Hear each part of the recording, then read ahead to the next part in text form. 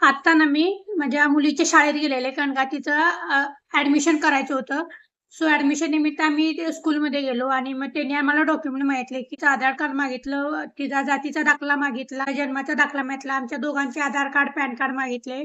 So सगळं document दिलं. मग त्यांनी सगळं प्रोसेस वगैरे केली, सगळं नाव वगैरे लिहून घेतलं, सगळं घेतलं. आयडी कार्ड वगैरे सगळं आयडी कार्डवर पण नाव वगैरे मेन्शन केलं. एवढे सगळे डॉक्युमेंट केले.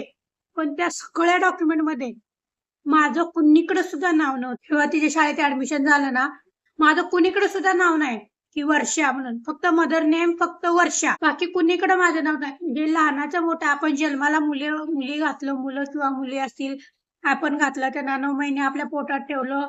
परत आपण त्याचं लहानाचं मोठं केलं, त्यांना अंघोळ घातली, मालिश घातली, सगळं सगळं आपण केलं. पण आपलं नाव कुणीकडेच नाही. माहेरचं फक्त नाव माझं राहिलंय वर्षा. वडिलाचं नाव कट झालं तिथं नवऱ्याचं लागलं, वडिलांचं आडनाव कट झालं तिथं नवऱ्याचं आडनाव लागलं.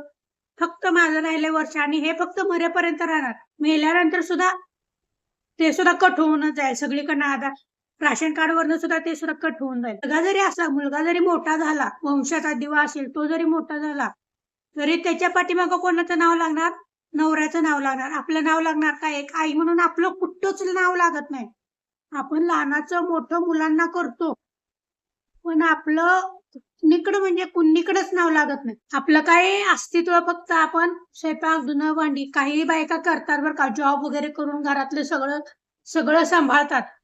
पण आपल्या मुलांना आपलं नाव लागत नाही. हे मी आज अनुभवलं. दोन्ही मुलींच्या टायमिंगला मी अनुभवलं. माझं त्यांच्या आयडीवर सुद्धा मदर नेम अजिबात नसतं कुणाच्या आयडीवर. माझं पूर्ण नाव असतं, क्लास, तुकडी कोणती असेल ते, स्कूलचा काय रोल नंबर वगैरे एवढं. बापाचं नाव असतं. जिनं जन्म दिला, जिनं घडवलं नाव, तिच्या नावाची किंमत 0. खूप वाईट वाटलं बरं का मला आज, की माझ्या मुलीच्या ह्याच्यावर माझं नाव अजिबात नाही.